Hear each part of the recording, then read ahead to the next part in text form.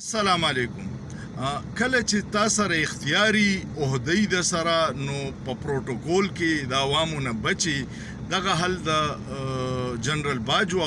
خو چې کله ریټایرډ شو نو هغه خپل صحیح پوزیشن ولګېدو پته ولګېدا چې عوام د هغه سره څومره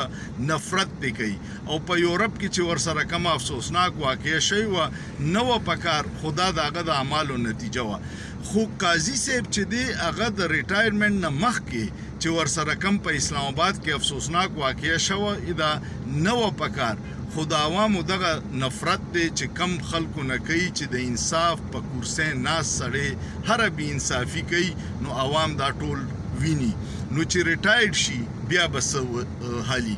ځکه دوی خپل اکسټنشن په دې کوي چې دوی ته پته چې پروتوکول رانه لر شي نو بیا په عوام کې د وتو قابل بني سوچ پیو کې په سوچ کې څه ګناه نشته